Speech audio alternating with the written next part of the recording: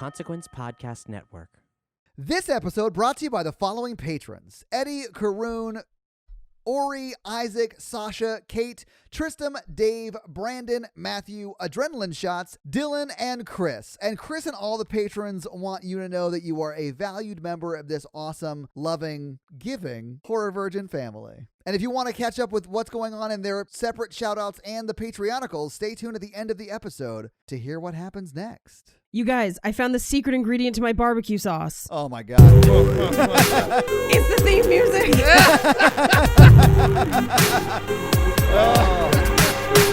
Okay, so I have serious concerns as to how she is shooting that gun. So that's what bothered me the most about the whole movie. You gotta let it go. Thank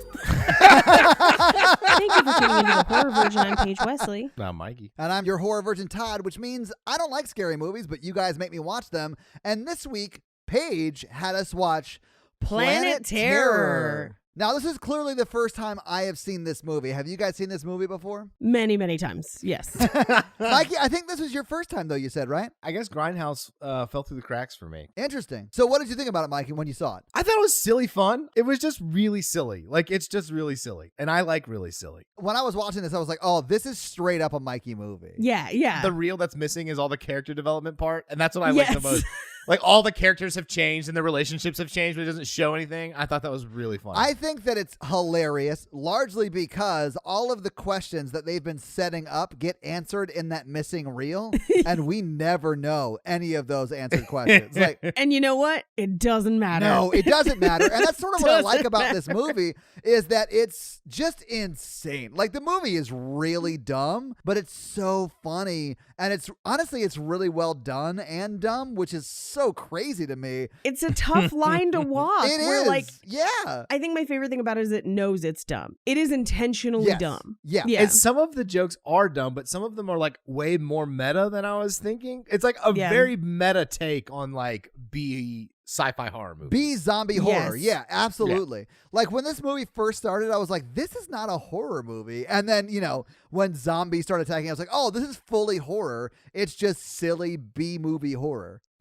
Now, having watched Return of the Living Dead, which I had not seen, but reminded me heavily of this film, did you see a lot of the similarities between them? Yeah, but Planet Terror is much better made than Return of the Living Dead. Yeah, it's almost made too well to be what it's trying to be. Yeah. Yes. I agree completely. And I do think that you get some of that, and I'm only going to say, I'm assuming is the grindhouse feel, because I've never seen a grindhouse movie. Like, this is my only experience with that, so I have no context for it, but it felt very true to what they were trying to convey there, right? It does. That is one of the criticisms of this movie, is that it's too good for what it's doing, and that Death Proof is a little more accurate. That just means Death Proof is not as good of a movie, and that makes sense to me. I find that Death Proof is not as rewatchable. I feel like it is very accurate to the time period, but I find that Planet Terror, like, I will turn on Planet Terror every once in a while just for a laugh. Yeah. Like, I find it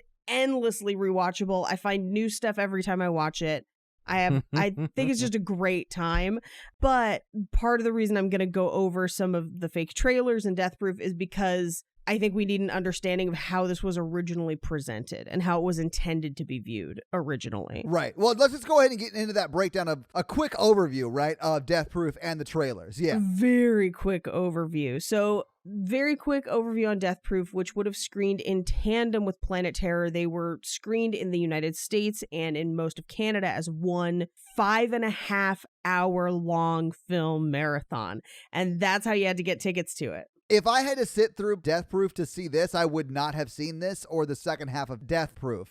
Right. It's not that bad. It is a little bit of a slog, but basically what happens in Death Proof is we follow three friends, one of whom is a prominent DJ named Jungle Julia, played by Sydney Tamila Poitier, daughter of Sidney Poitier. Wait, really? Yes. Awesome. Okay. They go out for drinks together. In the bar, they run into an old friend from high school, but also stuntman Mike, played by Kurt Russell. He drives a 1971 Chevy Nova that he claims is death proof, but only on the driver's side. And he uses this car to kill Rose McGowan, who plays their friend from high school. There's a lot of shared cast between the films. Okay. Pretty great. He uses that car to kill Rose McGowan before deliberately crashing it into the three girls' car, killing all of them in the crash.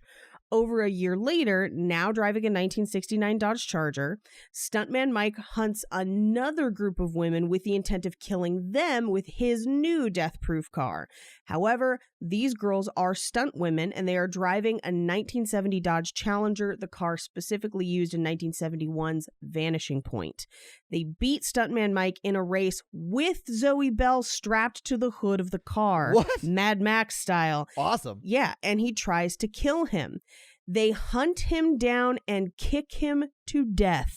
The film is modeled after Faster Pussycat Kill Kill, a very, very famous grindhouse film. Okay. That's death proof. Okay. That's what you've Okay. missed. So that would have been shown in tandem with this. Now, let's get into the fake trailers. We watched these right before Yes. we recorded today. So a note on, and I'm sure this will come up in box office too, but in the US and Canada, it was released as a 5-hour marathon with the trailers, but outside the US and Canada, they were released independently Yes. 2 months apart, with only one of the fake trailers being attached to one of the movies. And I will actually talk about that when we get to that trailer. But it was met with mixed reviews. When asked about it, Quentin Tarantino said, if we're dealing with a non-English speaking country, they don't really have a grindhouse tradition. Not only do they not really know what a grindhouse is, but they don't have a double feature tradition. So it would be us trying to teach and make a movie successful. Yeah. Which is true. However, many European fans specifically, because the UK does have some grindhouse and some double feature traditions, but they kind of got lumped into this. Many European fans saw the splitting of the films as an attempt to increase profits by forcing audiences to pay twice for what was shown as a single film in the United States. And that may have been partially true, because the single film format didn't do great in the US, largely because it's 5.5 hours, Yeah. which means that only very specific audiences are going to go see it and sit through it. But it also means that you have fewer options to show it in a day. So it cut down on the amount of times it could be screened over the course of like a weekend. So it's also a pretty expensive movie. So separating the movies into two made them more palatable at 2-ish hours each. And the trailers and double feature experience would hit the cutting room floor at that point, only being revived on the DVD and Blu-ray. So in most of Europe and the UK, they did not see these fake trailers until they were released along with the Blu-ray. So I'm going to go through the trailers really quick, one by one, with just some quick fun facts, and then we'll jump into Planet Terror. Are we ready? Okay, cool. Machete. So Machete is the trailer that survives. It's the one that gets tagged to Planet Terror when it screens individually. If you watched this on Amazon, you saw it because it gets attached no matter what. That's the one I was watching when I realized that Starbucks was not the right place to watch this movie. Oh yeah, there's a lot of titties in it. Yeah, I was not expecting that, and then I fully backed into the corner. Yes. Now, Machete, as you all know, because we have some distance from this, Yeah. Machete eventually does get made into two films, Machete and Machete Kills. But what you might not know is that Robert Rodriguez originally wrote it as a full feature to feature Danny Trejo in 1993. Wow. Yeah, this was his passion project. He said that he views Danny Trejo as Mexican Jean-Claude Van Damme, which I think is amazing. I feel like that's mean to Danny Trejo. That's true. I mean, Danny Trejo did save that baby in that car crash like a year ago. Like in real life, he is a Yeah. hero. Jean-Claude Van Damme's not a bad guy. No, but how many kids has he saved from car crashes? Yes. How many kids have any of us saved from car crashes? Danny Trejo saved one, so he wins. Now, he never got around to making that movie at the time, but prior to Grindhouse, he still liked the idea, so he wrote the character into Spy Kids as their uncle. So when Grindhouse came around, originally he and Quentin were going to make all the fake trailers themselves, and he figured Machete was perfect for the fake trailers, and it became the most popular. It took him a year to film it. He filmed Danny Trejo's scenes, then they filmed Planet Terror, and then he came back and filmed with Cheech Marin a year later. Really? So this is like a year in the making for this trailer. That is crazy. But what this trailer does do is it gives him the chance to make Machete in 2010 and Machete Kills in 2013. Awesome. That is the backstory behind Machete. Yeah. Werewolf Women of the SS. This is directed by Rob Zombie. It also features his wife, Sherry Moon Zombie, as pretty much all of his projects do. Her real name is Sherry Moon Zombie? Yes. I thought that was a joke. Sorry. No. It's Rob Zombie's wife, Sherry Moon Zombie. Yeah, we haven't done a lot of Rob Zombie horror, Todd, but she's in all of them. I fully thought that was a joke for the trailer. No, and I don't think Jen would have been a fan of Rob Zombie films. I'm not a huge fan. It's hit or miss for people.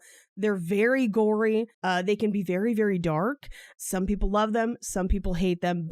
And he's only got like 3 or 4 films. Yeah. So it doesn't surprise me that you guys haven't gotten to them. But this is his trailer. It does feature his wife. And it is based on real grindhouse films, specifically Ilse She-Wolf of the SS, which is a real grindhouse film, Fraulein Devil, and Love Camp Number 7. And he's been quoted saying about this movie, I was getting very conceptual in my own mind. A lot of these times, these movies would be made with like, well, we've got a whole bunch of Nazi costumes, but we've got this Chinese set too. Let's put them together. So they just start jamming things in there. So I took that approach, which is why you've got Fu Manchu at the end of that trailer. Nicolas Cage as Fu Manchu. Oscar winner Nicolas Cage. Oscar winner Nicolas Cage as Fu Manchu. Yeah. Yeah, everyone in that trailer uses their real name. Like it's Udo Kier and Sherry Moon Zombie and Nick Cage. That's all those real people's names. The next trailer is Don't. This was directed by Edgar Wright. That makes sense because this is the funniest one. It is the funniest one. It's got the most jump cuts. It's I feel like these trailers totally exemplify the people who made them. Yeah, like I can see that. When you find out who made each one, you're like, absolutely. It's meant to resemble a Hammer House of Horror film. And we haven't done too many Hammer films on Horror Virgin. I think that we've only done one, which was the Woman in Black, right? Yeah, and I think we should remedy that because Hammer's got some bangers. Okay. I mean, like, it'd be pretty fun. It features appearances from nearly every single person who has played a main or supporting role in the Cornetto trilogy or Spaced.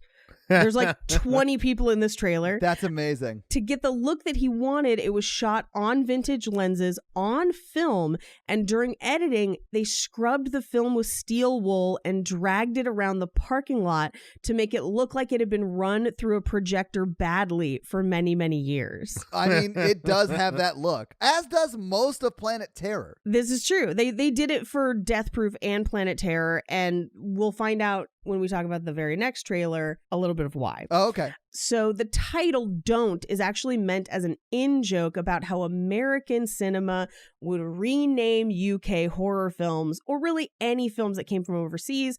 Often horror films would be sent here and renamed something shorter and snazzier. But additionally, if you notice, the actual trailer itself has no dialogue from any of the actors, only screams. Yeah, it's all VO. It's all VO. And this is also something that American cinemas used to do, where they would recut trailers with an American narrator so that audiences wouldn't know it was a British film before they came to see it. So those are like specific things in that trailer that he did to make it look like the trailers that we would have had for 70s horror films. It's pretty funny. The next one is Thanksgiving. This trailer is directed by Eli Roth. Again, it's very obvious if you watch the trailer. And it is based on holiday horror films like Halloween, Silent Night, Deadly Night, and April Fool's Day. And the graphic design for the trailer is actually based on a Mad Magazine slasher parody called Arbor Day. So it's like modeled after specific ones. And if the soundtrack sounds familiar, it's because they sampled the score from Creepshow. This trailer alone almost earned Grindhouse an NC-17 rating. Yeah, it's pretty graphic. It's pretty graphic. Yeah. Eli Roth is like, it's not that bad. It's just because it's a trailer. So you've got all of the like really rough stuff all cut together at once. Right. And so he had to plead his case to the ratings board in order to earn the R rating that the movie has. he was forced to re-edit the trailer and add additional distressing to the film to cover parts of the gore. So in this trailer, there's a couple shots where you see what would be a very, very, very graphic shot, and then suddenly there's an error on the film that covers it. Yeah. That's intentional. That was placed there specifically to gain an R rating. Oh my God. And finally, we have Hobo with a Shotgun. Hobo with a Shotgun was only featured on select screenings in Canada.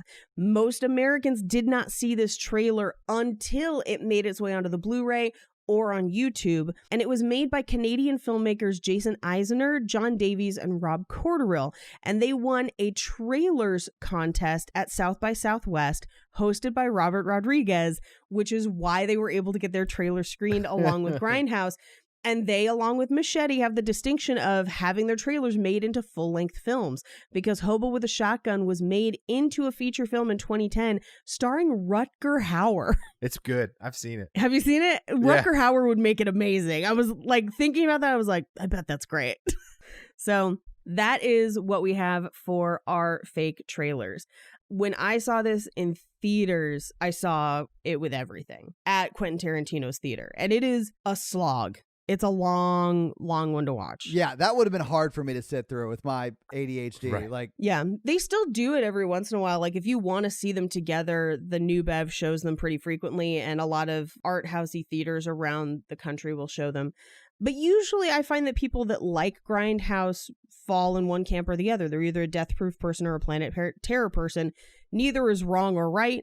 I would say personal opinion, and it depends on what you like about Grindhouse films, I think determines where you end up. that's fair. Are we ready to get into the actual movie? Yeah. Let's get into the actual movie. Planet Terror. Yeah, let's do it. Planet Terror. So we open with an amazing soundtrack and with Rose McGowan go-go dancing.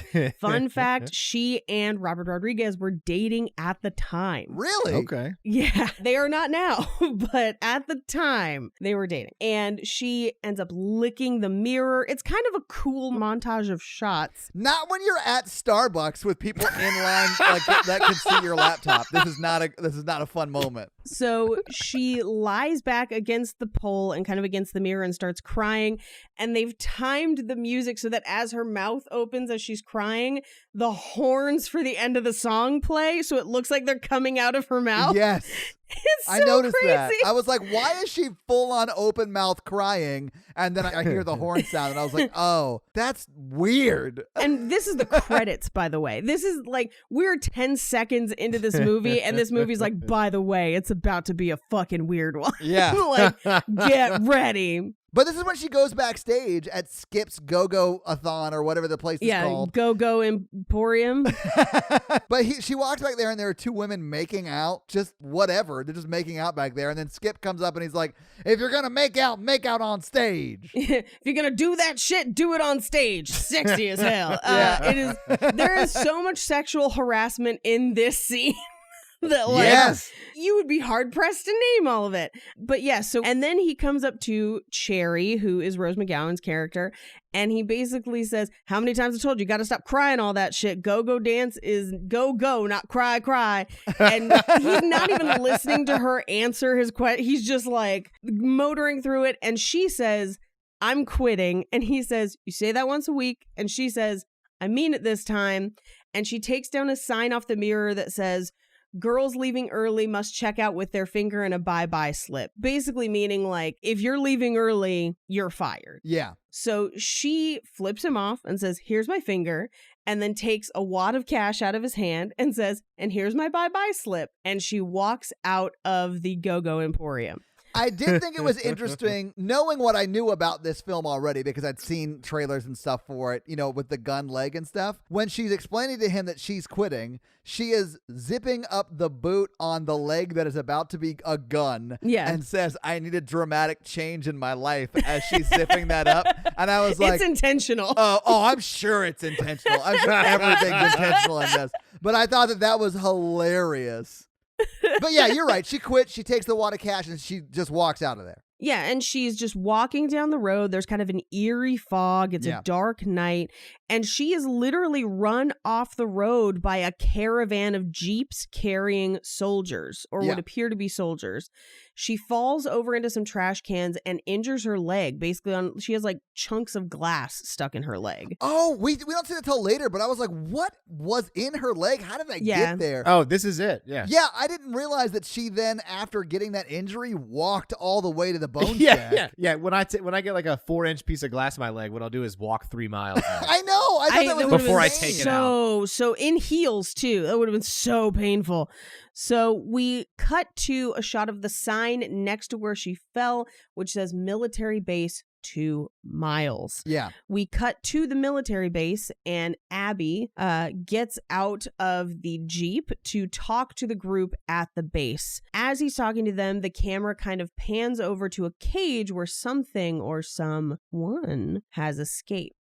And he basically starts berating the group that's there because they, quote, lost his specimens. This whole scene is bonkers to me. Yes. Because Abby goes from being like this super aggressive, like literally cutting someone's balls off guy, to then being that guy he just sort of assaulted when Bruce Willis gets there. Like this whole scene is nuts. And then it's not like a up and up military base, right? No. No, so what we do find out later is this is an old abandoned military base. So he's been using it to hide the stuff that we will find out later he is selling to Bruce Willis and his men when they kind of take over the base. But he tells this guy that, you know, they've arrived. There's already a group there. He tells him, I don't trust you anymore. And you know the rules. I want your balls. And he keeps a jar of people's balls. Oh, I thought those were rats. Those are testicles? Those are testicles. I thought those were test subject rats. Those are testicles. Those are testicles. What? Yeah, I want your balls. And he says, I'm quite attached to them. And he says, well, I was really attached to my specimens. And so a man from his team walks over with what I can only describe as ball-cutting scissors and removes that man's testicles. He steps on it and then he basically says, pick this up, please, and adds it to the jar. Like, he, keeps them. Oh, my God. And thankfully, after they shoot that guy, because otherwise he would have bled out. He would have died of blood loss and shock, but they shoot him. As he's doing so, we hear a beeping noise as all of the soldiers that arrived with Abby look at tanks that they're carrying, almost kind of like a duffel bag, and all of their tanks turn red. They're all connected to gas masks, so they have something that they're inhaling. We don't really know much about it yet. The lead soldier gets out of the Jeep and walks forward. He takes his mask off, and it's Bruce Willis. And he says, where's the shit? And Abby says, it's right here. The deal is still good. And he says, you held out on me, and now I want all of it. They end up getting into a firefight, shooting everybody. He falls in his pile of balls from the jar. So it's so gross now that I know it's testicles. They're still on his face. Bruce Willis's skin starts to bubble. Yeah. And Abby shoots the tanks, and Bruce Willis says, where's the shit? He says, everywhere. Yeah. The green, very, very similar to Return of the Living Dead, green fog, smoke, gas escapes into the air. For people who are not part of the military group that's arrived, walking through that gas melts their faces off. But the soldiers walk into the cloud and inhale deeply. Yeah. Abby runs to a nearby Jeep and drives off away from the clouds of the gas, but an infected person climbs on top of the Jeep as he drives off. We cut to a parking lot at the Bone Shack, a barbecue restaurant, where an overheating car pulls into the parking lot. A woman gets out. It's Fergie of the Black Eyed Peas. I was about to say, it's not just a woman, it's freaking Fergie right here. It's Fergie Ferg, me love you long time. So she argues that it's just overheating and that she needs to get to town, so she's trying to put water in the radiator. Yeah, she seems to know a lot about cars. Yeah, she's got a stripped radiator cap. It leaks when it heats up. Cherry walks past her up into the barbecue restaurant with that huge gash in her leg. Yeah. JT comes down from the restaurant and hands Fergie a gallon of spring water that he bottles from the dam in milk gallons. Yeah. He offers her basically hey, do you want to stay and have some of the best barbecue in Texas? And she says, I gotta go. And he says, saving lives, are you? And she says, now, how did you know that? And gets in the car. And as she drives off, he says, now that's a rump roast. Yeah. There's a lot of that in this movie. Yeah, I was like, okay, that's what this is going to be about. The whole time. Yeah. The whole movie. Yeah. The whole movie. From there, we cut to a house where an alarm clock goes off at 8 p.m. Yeah. This confused me completely. Because I was like, it's at night, right? Like, why? What's going on? Yeah, it's at night. They're working the swing shift is what it is. But they made the kid have the same sleep schedule? That I don't know. We don't find out much about it, but it sounds like it. Although they have the kid supposedly going to bed at 10. So I would imagine the kid's been up all day with someone. Okay. Yeah. So the woman, we don't know her name yet, but she opens the curtains to reveal the moon with a green tinge. And she says, it's a beautiful night. Yeah. We cut to her in the kitchen. Because Josh Brolin just goes, coffee, as he gets up. It's insane. We cut to the kitchen where she's on the phone with somebody. We don't know who. But she says, I couldn't get work off. You only have to stay till 10. A friend will be here to pick up Tony, who is their son, who's sitting eating breakfast. Yeah. I think it's cereal, but yeah. I think it is cereal. That's why I was like so confused the whole time. Yeah. She tells the person on the phone, be sure when my friend gets here to give him the suitcase under your bed. As Tony's playing with the toys, he says, I'm gonna eat your brains and gain your knowledge. Yes, it's weird and almost sing-songy the way he delivers it. He exactly like I just did it. Yeah. I'm gonna eat your brains and gain your knowledge. And it cracks me up every time.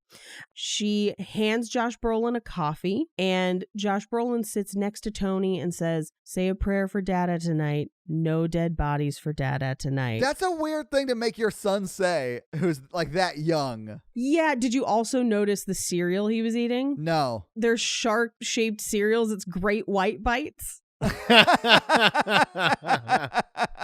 It just like you kind of catch it off the side in the frame, and it makes me laugh every time. That's hilarious. So the mom hangs up her phone and says the babysitter's on her way, and Josh Brolin turns to Tony and says, do you believe her? And Tony says, no.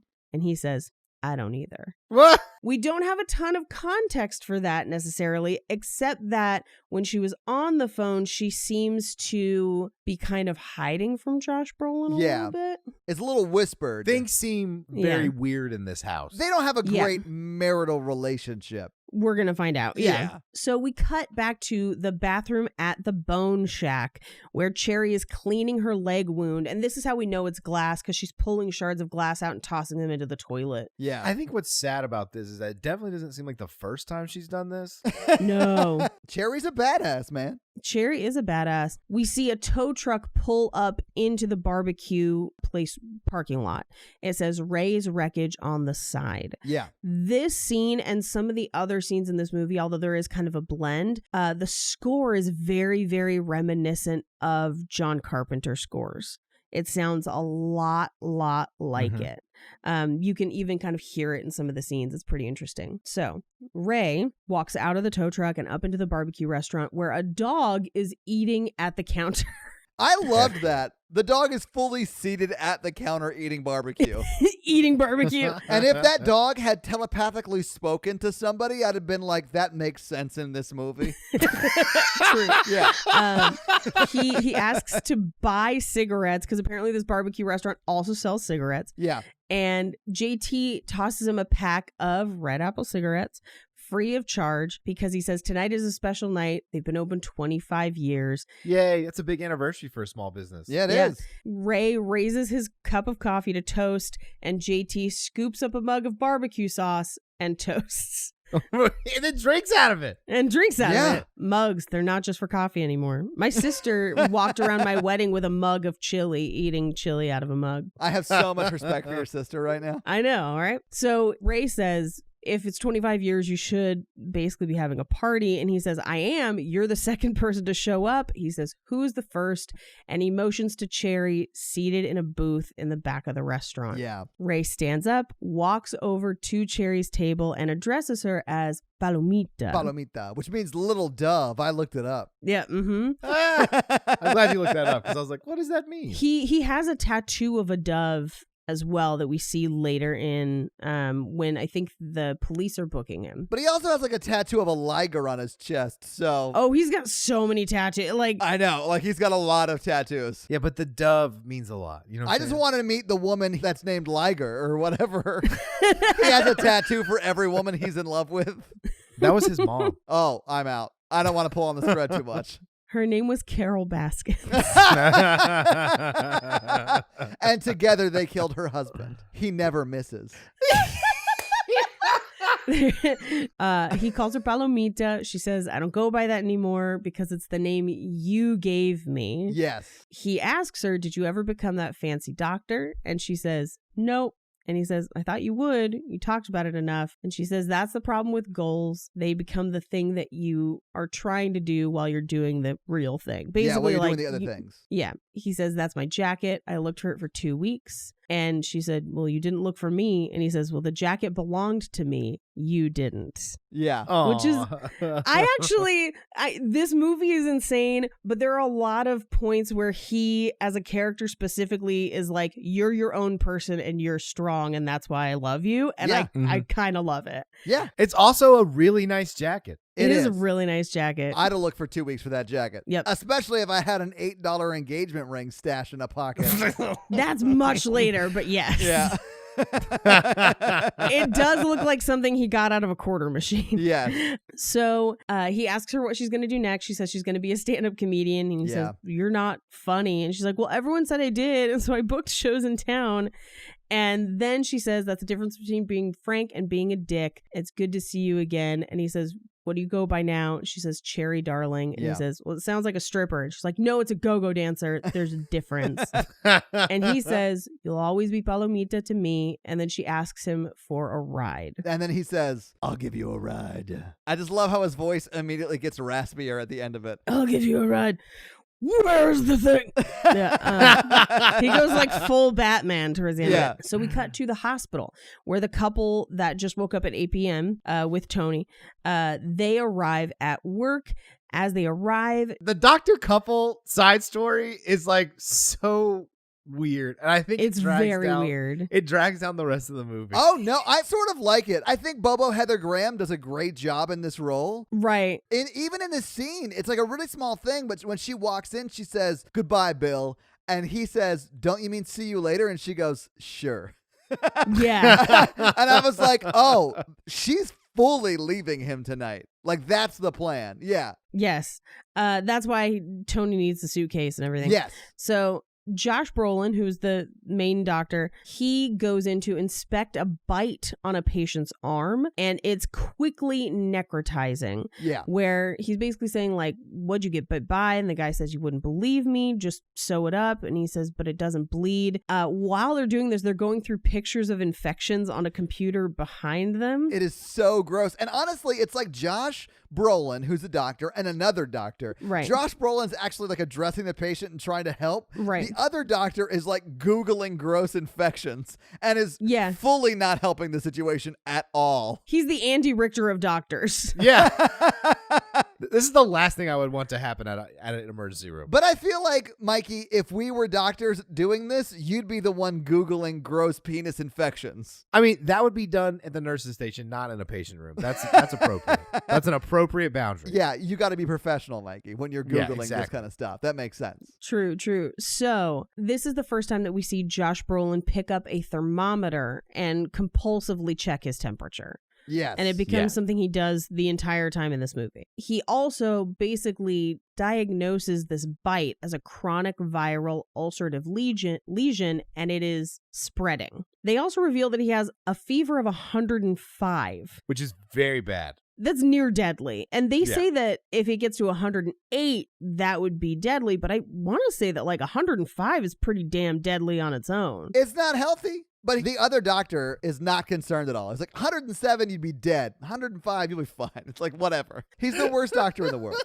He's pretty bad. Yeah. Josh Brolin takes out another thermometer to take the patient's temperature, and when he sticks his tongue out, it is I hated this. all fucked up. Oh, yeah. The tongue is full of abscesses. It's so and weird. he It's so says gross. all abscesses should be drained, and so he pops one, and it gets on his glasses. Oh, Ugh, it was the worst. it was so gross. Yeah, he should have had a face shield. Yeah, they didn't have proper PPE, Paige. Right. Yeah.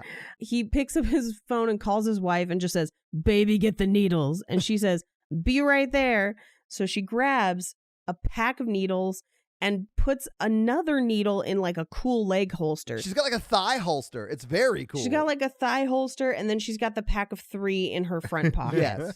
She gets to the operating room where they tell the patient that it's spreading, but we're seeing signs of gangrene. I would say this bite is over 14 days old. Is that possible? And the guy says, no. It was just like 30 minutes ago. And they tell him, you got to lose the arm, Joe, or else this infection's going to take over your chest and we can't amputate your chest. Right. And so she walks in, and this is where she says, I'm going to give you a strong anesthetic so you won't feel anything. And that's basically where she goes through the yellow, the blue, and the red needles. So like yellow is going to pinch a bit, blue takes the edge off, and after red, you'll never see me again. Yeah. We cut back to Fergie's car, which has stalled out again by the military base. On her radio, we actually hear a dedication to Jungle Julia in loving memory. Jungle Julia is the DJ who dies in the first half of Death Proof. Yeah. Okay.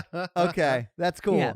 It's not the radiator this time. She doesn't know what has stalled the car out. She grabs a flashlight and walks down the road. She tries to flag down 3 different cars, but they all drive past her. And then she gets jumped by zombies. Yeah, the third time she gets eaten by zombies, and they drag her off the road just as Ray and Cherry drive past. And Cherry remarks, what is that? Ray basically tells her, oh, it's just people picking up roadkill. Yeah. The eating of venison has risen 30%. Yeah, 60% of that is roadkill. And he goes into this like mini lecture of like, when you're driving 70 and there's a deer, you can't swerve. You just got to pick him off, push him away from you. Yeah. As he's saying this, he swerves and rolls the truck, and they settle. The truck settles. They're both okay. And she says, I thought you said you shouldn't fucking swerve. Yeah. Which was so funny. He says that wasn't a deer. She screams. She's pulled out of the car window. He gets a huge sniper rifle and goes after her and starts trying to pick off the zombies that are attacking her. And he does manage to get them away from her, but not before they steal her leg. Yeah. We cut to, she is at the hospital. It's so weird. So She's at the hospital, and they're like, where's the leg? And he's like, they took the leg. I shot at them, and I never miss. Yeah. Enter the sheriff of this town, played by Michael Biehn, a.k.a. Kyle Reese from Terminator. He's so good in everything he does. I honestly really wanted the sheriff and JT, the barbecue guy's love story. They're brothers. They're brothers. What? They were brothers? Yes. When? How are they? What are you talking? They explicitly talk about it multiple times. They say it so many times. Oh, I thought they were like talking in like the wrestling sense, like brother. You're my brother. No, they're brothers. Oh shit. Okay. I didn't realize that they were actual brothers. They're actual brothers. All right. So he's the sheriff, and his deputy is Tom Savini. Yes, and I love that Tom Savini was in this movie. Yes, and we'll get to some of his contributions later on. As they walk in, they're going to take Ray away for questioning, as you should if you just show up with somebody with a leg off. Yeah. As they do that, the amputee surgeon pops out of the operating room to talk to Josh Brolin and asks, do you want to be here for this, taking your friend's arm off? And he says, no, you go ahead and handle it. And he says, suit yourself, and then goes back into the operating room. Then we cut to the cops questioning Ray in the hospital. And we find out that Ray's not supposed to have guns at all, not with his history, which we don't know. We never get an explanation for that. This movie sets up so many great questions and doesn't answer any of them. And it doesn't answer a single one. Yeah. But he's like legit, like you're not allowed to have a rifle. Yeah, you're not allowed to have a rifle, and now you show up with this girl and a missing leg that's now missing. Yeah. Which is a great line. A missing leg that's now missing, and you shot at them. And as they're talking, Ray is looking around and seeing everyone with the infection in the hospital. Yeah, they've got like lesions on their neck and face and stuff. And he's like, we need to get out of here. Yeah. And the sheriff is like, my thoughts exactly. And Let's go downtown. yeah, cuss him up and takes him downtown. Now, we cut back to the Bone Shack, where JT is alone, but he sees someone standing outside in the parking lot. He watches them as he starts working on the perfect sauce to try and get on the Food Network. He picks up his hot dog phone, and he's like talking about his Food Network plans, and then hangs up, and he checks outside again. Now there's 2. He goes outside and offers them barbecue, but they don't respond. We cut right back to the hospital, where we've got 3 fresh basically bodies rolling in dead on arrival. And Josh Brolin inspects each of them and finds Fergie, and we do get to turn Fergie's head over and realize that her brain has been scooped out of her skull. I like this because Josh Brolin's like, ugh, fucking Wednesdays. She got friggin' melon balled. Yeah. It was like She real... got fully melon balled. But he literally says, somebody call my wife. Yeah, well, he breaks the thermometer in his mouth. Yes, that's right. And then says, somebody call my wife. We cut back to the sheriff's office, where Ray is on the phone, and he actually says on the phone, DC2? Yeah, I understand. Okay, thank you. We never find out who he called or why he has insider intel on what's going to happen later in the movie that he doesn't tell anybody, but he does talk about DC2 in this phone call. One of the older deputies is going home, and he knows Ray as well. Basically, everyone in this police station knows Ray, and they have kind of a civil conversation, I would say, even though they're clearly questioning him. Yeah, I mean, Ray asked about older deputy's name's Earl. We've asked about his wife. Like, she's sick. She's got lung cancer. Yeah. But yeah, like Ray seems like a nice guy. Like everyone knows him, but knows he's not allowed to have guns, you know? Well, it does seem like he's like the problem child around town. Right. Although they ask him if he's just passing through, which means he's not always around town. So yeah, it doesn't really explain. But what's really funny is Earl asks him, like, you don't smoke, do you? And that's probably good. And he's like, no, sir. And then as soon as Earl leaves, he lights a cigarette inside. So Kyle Reese, Michael Biehn, turns to him and says, we're going to start with when you first started carrying this gun, and we'll move up to when you met Cherry. We cut to Cherry waking up in the hospital. She finds her leg gone with the stump fitted for a prosthetic, and she almost gets sick because it's a lot to take in. She is clearly overwhelmed and very upset. I honestly think she handles it pretty well. Yeah, there's no one there to be like, hey, I realize that this might be jarring, but your leg is gone. JT calls the sheriff, and the sheriff says, you know, how's it going over there? And he said it'd be nice if the landlord didn't raise the rent all the time, which we find out later the sheriff is his landlord. Dude, that's why I didn't think they were brothers. Why would you do that to your brother? That's shitty. Because he wants his barbecue recipe. Well, and you can't live a place for free if you own it. Of course you'd say that, Mikey. So he says, I'm not calling my brother, I'm calling the sheriff. 2 delinquents won't purchase or leave. And this is where we get the ultimatum of like, you know, if you want the rent to not be raised again, you could give me the recipe.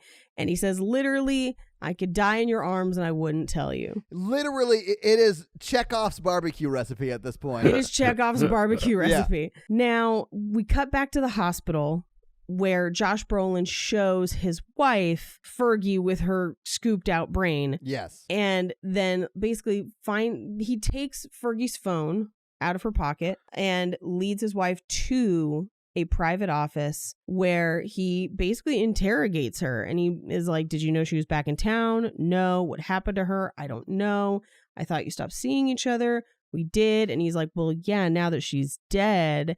And his wife's kind of backpedaling like, well, we haven't talked in a while, but you've written each other here and there. And he tries to take her phone to compare the messages, and she won't give him the phone.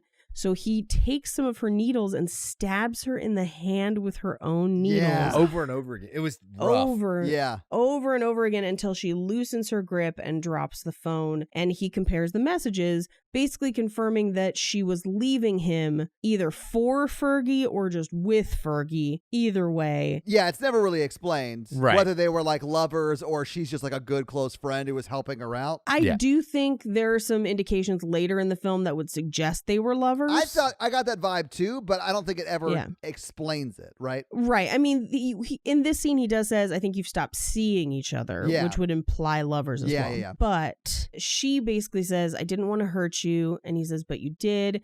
And then she says, "You're insane, and I was afraid of what you'd do. I'm the mother of your son." And he's going to stab her with the red needle, and we don't know what he's going to do. He just says, "After this one, I'll never see you again." Yeah. But they get interrupted. So he locks her in a supply closet and goes out into the hallway where one of the EMTs shows him the bodies that they just brought in, and they're gone. And he's like, well, they couldn't just get up and walk away, except that there are bloody footprints leading down the hallway. Like they fully got up and walked away. They Yeah. fully got up and walked away. We cut back to the sheriff's office where Tom Savini comes in, and he's complaining that someone that he tried to apprehend bit his finger off, including his wedding ring. Yeah. They go outside to try and handle the person, because I guess it was in the back of the cop car. He was in the police cruiser. Yeah. That person has broken out of the window and is now trying to attack and bite the arms of everyone else there. They do find his wedding ring that he ends up putting on his middle finger instead. I loved that handoff between the guy who found the ring and Tom Savini, because he walks over and it's like this really long shot of him like walking up and Tom seeing it and then reaching out and Tom reaching out, and then the zombie bites his arm off. Right. And then instead of helping, Tom goes to get the wedding ring and then he tries to put it on his stub finger, and then he puts it on his middle finger because it wouldn't stay on his stub finger. I thought that was real funny. It was great. But now there's multiple people there, multiple infected people. Oh, yeah. They're surrounded by zombies. Yes. And the sheriff asks Ray, do you think one of these could be your leg snatcher? They literally are guns ablazing trying to fight them off, but they are quickly overrun. Backup comes, and even backup is overrun. A guy pauses over Ray. He like has him pinned to the ground, and something comes out of his mouth. We don't know what it is. Oh. And Ray shoots him. Ray gets in his truck to try and go get Cherry. I thought it was insane how many cop cars explode for literally no reason in this scene. Oh, It's budget cuts budget cuts to the police department. to the police department, not to this movie. Right. Yeah. But I mean, literally, like while they're fighting these zombies, they're not shooting at the cars even, but the cars are exploding. And then when the sheriff says, "Fine, I'll go with you, but we're taking my car," then like the fighting's done and his car fully just explodes out of nowhere. Yes, exactly. Fine, I'm riding with you. So they get in Ray's truck to go to the hospital. We cut to the hospital, and it is now full. Yeah. And Josh Brolin and his other doctor friend are deciding that they're going to leave. Yeah, they're fully going to ditch everybody. Yeah. And Josh Brolin says, first, I want to get my wife. As he passes the amputation room, he sees that his friend with the bone saw has attacked the surgeon Yeah. and now has taken command of the bone saw itself. And he tries to get Josh Brolin with it. He manages to cut his glasses off his face, but then the cord runs out. So he basically punctures a legion on his face and smears it on Josh Brolin's face. Oh, so disgusting. This was the grossest part of the movie, and I am not normally super affected by like gross out stuff. This is the grossest part, not the part later at the base. No, this was the grossest part. For me, this was grossest Because he's like, it's smeared on his face and gets in his mouth. Yes, this was so gross. This and the other gross out horror in this are the reason this is not a 1 for me. The base scene, which I think you're talking about, is too unrealistic. This one was like, okay, he popped a pustule and like that's something that could happen, you know? And I was like, ugh, like worst case scenario. Yeah, Mikey, I completely agree. This feels very plausible to me. Whereas Quentin Tarantino have a dick that sloughs stuff off every time he takes his pants off. Like, I'm sure that's true. Jeez. So we cut to the officer who left earlier, Earl, and he's feeding his wife, who has lung cancer, soup, and he complains that she farts like a pack mule. He gets a call from the police station where they're basically like, hey, I hate to do this to you, but it is all hands on deck because shit just hit the fan. And it did. Yeah. It's the zombie apocalypse. They're basically like, this is what we've always trained for. Right. He turns back to his wife to keep feeding her, but she is now very dead and now a zombie. Yes. Which was that's a quick turn right there. It honestly ties up a very loose end for him so he can move on and help out. It's pretty accurate. Yeah, I mean, I get why they did that story-wise. This is just the story he tells people. He really just shot her and moved on. Yeah. Oh, that's dark. So Josh Brolin's wife, the anesthesiologist, jumps out of a window. She manages to make it to her car, but her hands are still numb, so she can't open the door with her hand. She basically puts her hand through the handle and then tries to use her foot to open it. This messed me up too, because she slips and it like breaks her hand. I don't know if it breaks her hand, because she does use her hands later, but it definitely... I guess that's true, yeah. It definitely dislocates her wrist, I would say. She does get the door open. She puts the keys in with her teeth and starts the car. In doing so, she chips a tooth and like spits it out in the car. Honestly, starting a car with your mouth to me is more impressive than the cherry stem trick. Yeah, for sure. Yeah. And she ends up using, she has like... Well, I don't know. I've never practiced the starting the car with the mouth. True. Wait, so you practiced the cherries? I know the cherry stem thing is hard because I've tried it. Mm-hmm. What if turning a car on with your mouth is easy? Maybe. It does not seem like it would be easy. I mean, mine would. I have a push button start, but like... So she uses her watch. She like expands her watch band to loop it around the shifter to basically get the car into drive. Yes. And drives off, hitting everyone because she can't really steer. Meanwhile, as she drives off, Ray's truck arrives at the hospital. So did she know that they were zombies at that point, or did she just hit a bunch of people, she thought? No, I think she's just trying to get away at that point. Yeah, I think she's just trying to get away. She was locked in that storage closet thing. Well, yeah. But when the shit really hit the fan. So she may not know they're zombies yet. She may not. I feel like she figures it out pretty fast. Yeah. God didn't kill those 4 people. So Ray's truck arrives at the hospital. He asks the sheriff to give him a gun, and the sheriff says no. So he reaches into one of his glove compartments and takes out butterfly knives instead, which he just like has. Tom Savini shoots randomly. Well, it shoots randomly and kills someone who's not infected, who literally is like holding one of those like IV bags in like a hospital gown and is going, "Help me!" And Tom shoots him. Yeah, and then he's like, "Oh, nuts." Yeah. What's even funnier is the very next scene where Ray comes into the hospital and he puts on gloves, but he does it next to 2 zombies literally eating and tearing a person apart. It's just like, gonna get these gloves. Well, I think it's because Ray knows what's going on and doesn't want to get infected. Yeah, and I think that's from the phone call before. I don't think that's telegraphed really well, but I think that's where it's from. I also think Ray's a freaking ninja with these knives, man, because he is running around the hospital, like jumping off of walls, stabbing them. Like, it's insane. Well, this is where we find out that Ray is like a badass. Ex-military special forces. We don't know what he is. We just know that he's El Ray. Yeah. But we find that out later. So he basically massacres a whole hallway of zombies while also dodging blood spray, which I think is really kind of like he's the only one who tries to do it. Well, he's the only one that knows to do it, I think, at this point, because he knows what's going on, whereas no one else does. No one else does. He sees Cherry's boot. He gets to her room. She's hiding under a sheet, and she can't walk, and she's crying about it. Oh, my God. And then she says, I was going to be a stand-up comedian, which shouldn't be really as funny as it is, but it kind of is. I thought his response to this was wild. Wildly offensive, yes. That is a very 2007 response where now we're like, oh, you can't. Yeah, because what he says is some of the best jokes are about cripples. That's something you probably shouldn't say. And I was like, oh God, Ray, careful now. But then Cherry continues like crying and saying, I have no leg. And Ray, who is fed up with this, just breaks a leg off of a chair and slams it into her stump and says, now you have a leg. Yeah, it's the table leg. He like snaps the table and the table collapses, which like, I don't know what kind of weird prop table this was that he could just snatch a leg off of it, but he does and then shoves it on the stump. Basically, this allows her to at least kind of move through the hospital with him. Yeah. Even if it's not super graceful. They make it outside. They hop in the trunk. He thinks that the cops have found another car or another way out, so he doesn't wait for them. She has to run and then jump to make it on the truck because he's literally pulling away without her. Well, she can't open the door. She has trouble opening the door, but probably because that truck has sustained body damage when it rolled because Ray can't drive for shit. I also think that he's doing kind of a weird tough love thing with her, which is probably why they broke up. This is why I always open the door for Natalie, because I just don't want to deal with it. I'm just gonna open it, let her in, then I'll start the car. It's fine. We call that enabling. Well, Well, I call it chivalry. Chivalry.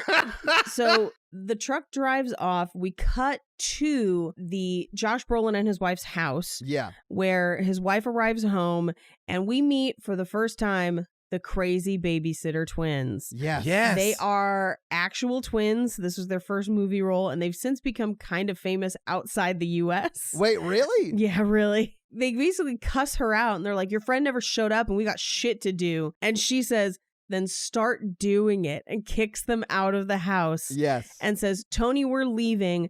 And Tony pauses to pick up his tarantula, his scorpion, and his turtle and put them all in one little terrarium before they get into the car. And she said, I told you can't bring them all. And he asks her about his pocket bike. She tells him it's in the trunk. As they're about to drive off in the car, the twins attack the car. With like rakes and shit. With like rakes and I think one's a golf club. They are way aggressive and cussing her out and climbing on the car. But twins are always kind of weird. I don't know that that's true, Mikey. I mean, these ones specifically are the crazy babysitter twins. Yes. So now everyone convenes at JT's, where Michael Biehn, the sheriff, dumps out something called the all or nothing box. I loved this part. And it's just full of badges. He legit deputizes everyone except for Ray. Yeah, everyone except for Ray. And he says something's wrong. JT always comes out to greet. So they're going to go up to the barbecue place, and he says, try not to shoot yourselves, don't shoot each other, and especially don't shoot me. Yeah, it's the 3 rules of being a cop. Foreshadowing, too. Oh, yeah, absolutely. They come up to the barbecue restaurant, and they find JT behind the counter with what looks like intestines splayed out of his torso. Oh, my God, yeah. But JT sits up, and it turns out that it's just sausage links. Well, and the dog is like eating them off of his stomach. Yes. And then Ray picks up one of the sausage links and starts eating it too. Yeah. Yeah, it's damn good barbecue, JT. Yeah. At this point, the sheriff announces that they need to gather supplies because they head out in 20. JT realizes that he's finally made the perfect barbecue sauce, and it turns out the secret ingredient was his blood. I want to point out that they only have 20 minutes before they have to leave, right? Yeah, right. All right. Now we can move on, but we need to focus on the fact that they only have 20 minutes. Oh, wait, is it really only 20 minutes? Yes. Yes. Yeah, it's not an overnight. It's not a couple hours. Right. It's 20 minutes. Let's not think about that, but put a pin in 20 minutes. We'll come back to it. So the anesthesiologist, Josh Brolin's wife, pulls up to her dad's house, or at least what we will find out is her dad's house, and honks. This part got real dark real quick, and I was not expecting it. It was so terrible. I hated this. You say as you're laughing. Yes. It's like the scene in Pulp Fiction where they accidentally shoot Marvin in the backseat. Yes. It is almost exactly like that. So she pulls up to the house. She's honking, but no one's coming out. And so she turns to Tony and says, I want you to open the glove compartment for mommy. Take the gun and be careful. If anyone comes to the door that isn't me, shoot them. What if it's daddy? Especially if it's daddy. And she warns him not to not to shoot himself. She warns him not to point the gun at his face. She says, be careful where you point it. You'll blow your own face off. She exits the car and walks towards the house when we hear a gunshot. She rushes back to the car. Tony has shot himself in the face. Oh my God. I could not believe they actually did that. It was almost too dark to fit with the rest of the movie. It was debated whether or not it would make it into the movie. I have some fun facts about it later. Okay, because I was like, oh, this kind of throws me off. Because it's like the movie stops for me right here. I'm like, well, the kid just shot himself accidentally, and it's real sad. Yeah, it's insane. Yeah. You're just like, she just said not to. Yeah. There is an element of it where you're just like, she explicitly told him not to do that. Right. As she is trying to pull his body from the car and freaking out, obviously. Clearly, yeah. Yeah, Josh Brolin shows up, pulls out a clump of her hair, and he says, I'm gonna eat your brains and gain your knowledge. Which is so weird. It's so weird. She carries Tony's body up and bangs on the front door of the house. She's met by Earl holding an axe. We see that the entire house behind him is covered in blood. Yeah. And he says, I thought I told you I didn't want to see you anymore. And she just says, Daddy. So he lets her inside. So we cut back to the barbecue where JT says, if it's escape vehicles you want, I've got him. And he basically takes them to his collection of cars and motorcycles. He points one out where he says, I made Jesse James a plate of barbecue so good, he made me this chopper free of charge. Yeah. I thought that was insane. They're like, oh, I know how they got this in the movie. Right. Yeah. This scene sponsored by Jesse James Choppers or whatever the fuck it's Jesse James called. Choppers. Yeah. He also has a convertible. Yes. So basically, JT can't drive when it's raining. Right. Exactly. I used to ride a motorcycle in the rain, although it's not great. Doesn't sound fun. But this is where the sheriff pulls Ray aside and he just says, who are you? I mean, really? The side of your truck says Ray's Wreckage. Are you a wrecker, Ray? And he just says, I'm nobody. And then we cut to Cherry is sitting in JT's bedroom on his round waterbed. Yes. This is when Ray comes in, lays down on the bed and says, JT knows how to live. Like, that's the height of luxury, is a round waterbed. First, JT comes in and offers her barbecue because that's 90% of this movie is JT being like, try the ribs, and the rest is zombies. Yes. So, like, he comes in to offer her barbecue, and they have just a quick little exchange where he's like, you should be a comedian. And she's like, well, what about the leg? And he's like, that's hilarious. Which is like not what she was looking for, I think. But then Ray comes in and lays down on the waterbed. He does say JT knows how to live, and he asks her about her leg. She says that she still can't feel it because they knocked it out really bad. Yeah. They have a conversation where she, I think, says something like, it's so fucked up. And he just says, I like how you say fuck. And she says, fuck you. Yeah, she says that word a lot in this scene. Yeah, and he repeats the, like, that's my jacket. I looked for it for 2 weeks. And she says, you were being a dick, and I was walking out on you. Yeah. It was cold. I took your jacket. And he says, did you find what was in the pocket? And she's like, no. And so she looks through the pockets, and she finds a ring box with a ring in it. And he says, I looked for it for 2 weeks. And the inscription on the ring says, 2 against the world. Yeah. And he says, I never forgot it. She says, I never forgot it. And he says, then why'd you leave? And she says, you didn't believe in us. And then they start to bone. Yes. In the bone shack. Boneception. By the way, how do you get leverage and traction in a waterbed? Has anyone else made the love handshake in a waterbed? No, I don't know how you would do it. You gotta ride the waves, baby. I mean, they seem to do just fine. They seem to do fine. Well, we don't really get to see a lot of the sex scene because as it actually starts. So they are having sex. It's all soft focus and very fancy. And then there's a close shot of she kind of leans back and the table leg comes up in the background. Oh, yeah. And it gets me every time I watch this movie. So, it cracks me I did up. laugh. I again want to point out that this is another scene that made it hard to watch in a Starbucks. Well, yeah.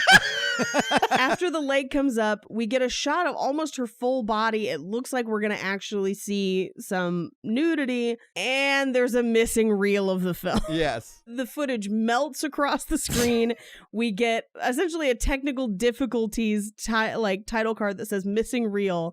And when we come back to the film, the barbecue restaurant is on fire as zombies limp towards it. Everyone is in new outfits and has new guns. This is my favorite joke of the whole film. I think it is by far the best because everything has changed. Yes. We understand that Ray and Cherry are together now. Right. But the sheriff is like very respectful towards Ray now. And he's like, oh, I didn't realize you were who you were or whatever. If I would have known you were El Ray, we would have been brothers. Yeah. Who did you think it was? You just added the in front of his name.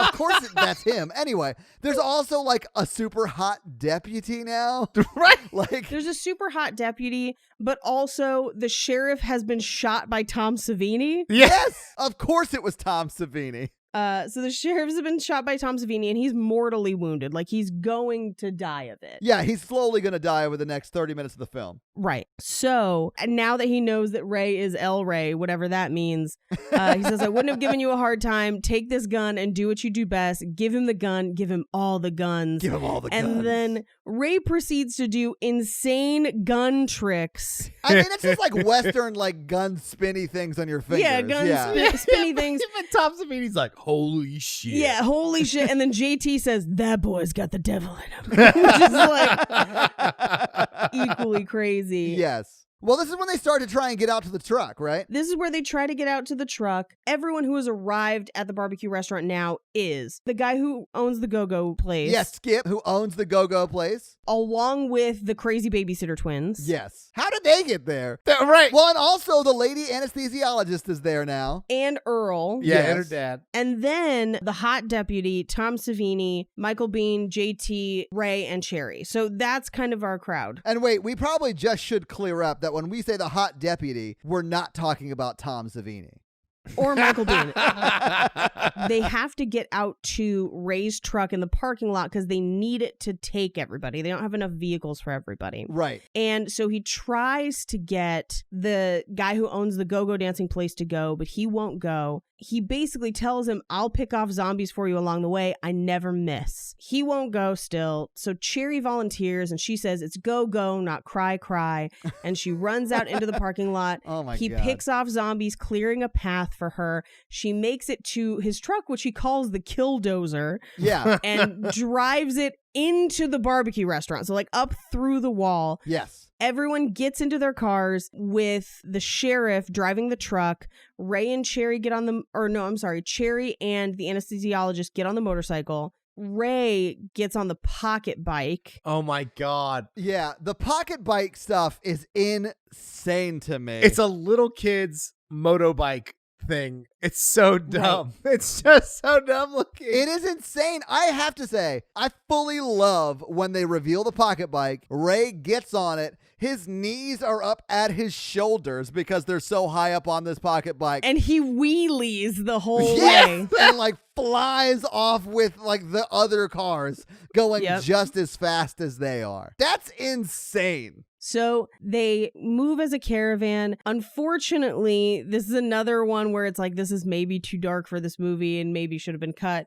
JT's dog jumps out of the convertible and is run over. That makes me so sad. It's very sad. It's run over by the car behind and there's basically a spray of blood. They make it to the military base where they hit a blockade of the infected. Yes. And they ask, how much ammo do we have? Not enough, but it doesn't matter because soldiers appear behind that blockade and take out the horde of infected. Right. Bruce Willis walks to the front and says, all survivors have to come with us, especially you, El Ray. Ray wakes up and everyone is in prison in quarantine. So they like knock him unconscious. Yeah, the lady anesthesiologist and Cherry sort of wake him up and they're like in quarantine. But this is where we get Abby back. Who's Zaid from Lost. Yeah. Yes. And he's a scientist and a businessman. And a businessman. And he says, El Ray, is that you? He basically confirms what Ray, I think, found out on the phone where he's like, we were stealing DC-2 or what they called Project Terror. Yeah. And they found the supply, they get regimented exposure, and some people are not infected. And so likely the group that is now in quarantine are not affected by the airborne gases and are the key to the antidote. Yeah, because they would have been infected like everybody else. Right. Ray's suggestion at this point is that they go to Mexico and put their backs against the water and fight. And Abby is like, no, I need to finish my antidote. Enter Quentin Tarantino. Yes. Playing a soldier. And he takes Cherry and the anesthesiologist. Ray takes off after them, but is quickly tossed back into the holding cell. Yeah. On the elevator up to wherever they're taking the girls, Quentin Tarantino tells Rose McGowan's character Cherry that she looks like Ava Gardner. She's just not talking to him. And he's like, you look like you want to say fuck you to me. And he's basically just threatening her. I did love when he's like, do you want to say fuck you to me? And she goes, I don't right now. I like that a lot. We see his face start to kind of bubble the same way Bruce Willis's did. Yeah. So he puts his mask back on. We cut back to the quarantine cell where there's a guy with a saxophone playing the theme to the movie. Out of nowhere. Like, where did the saxophone guy come from? Why did he bring it with him into quarantine? Yes.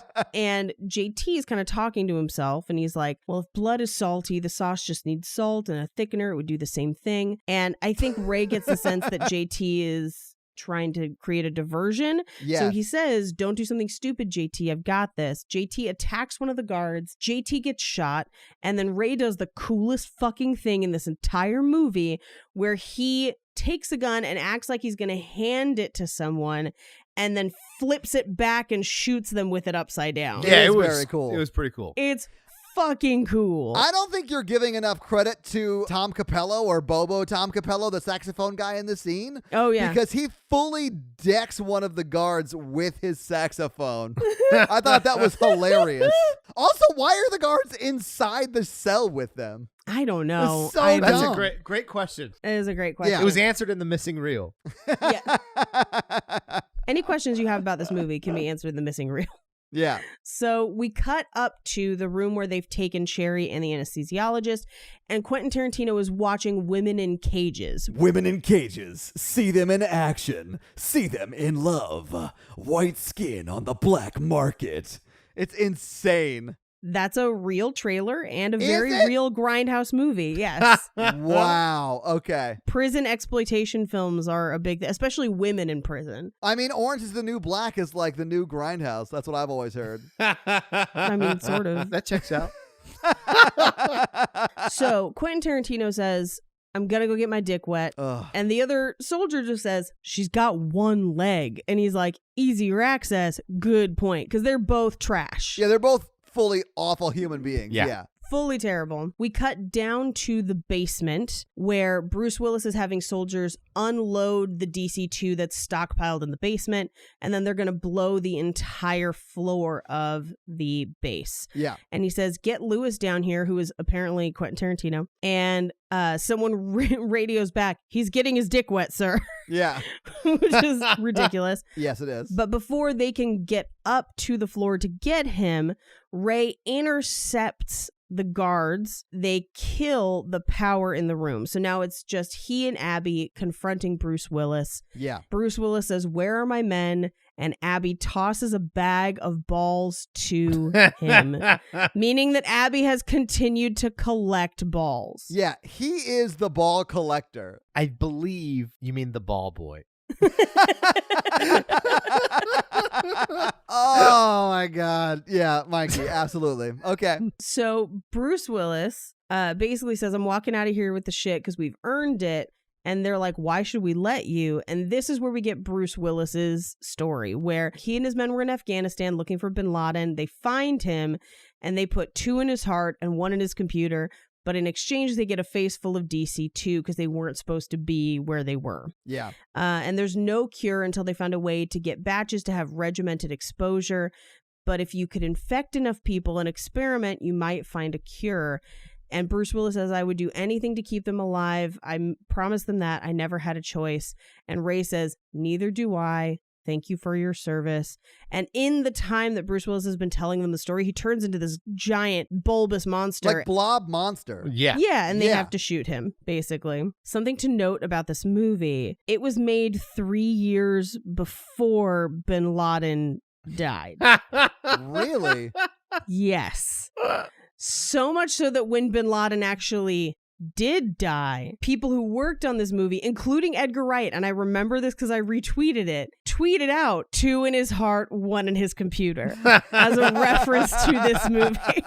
We cut back to upstairs where Cherry and the anesthesiologist are locked up together, and they're talking basically about their lives and Cherry's useless talents, which are doing like backbends and stuff. Yeah, that was very much Chekhov's backbend because I have seen the trailer for this movie and you know where she uses that. Yeah. Right. Exactly, to dodge a missile. Yeah. But so the anesthesiologist says, at some point in your life, you find a use for all your useless talents. It's like connecting the dots. And Cherry says, I feel like I'm sinking. And she says, one of my friends once told me, when you feel like you're sinking, reach up. Yeah. Just reach up. So Quentin Tarantino bursts in. He pulls Cherry up and he says, you're a dancer. And she says, I was earlier tonight. And he says, I'm pulling you out of retirement. So they turn on the radio and they make her dance. And he goes on this weird rant of like, I've seen a lot of crazy shit, but I've never seen a one-legged stripper. And I've been to Morocco, which I'm like, it's not like there's an absurdly large amount of one-legged people in Morocco, like, or an overabundance of strippers. Yeah, it's the normal amount. Yeah. I don't know. So she turns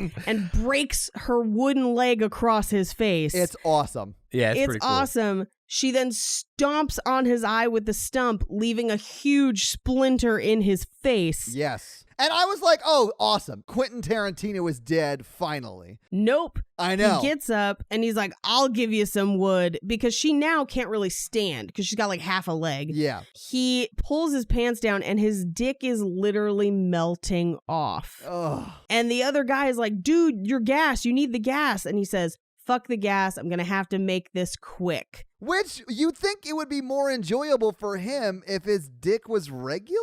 It's not about... You would think so. Yeah, I don't think it's about power. Yeah. It's about the power. I hated all of in fact, whenever Quentin Tarantino is on screen in general, I don't like it. He's not a great actor.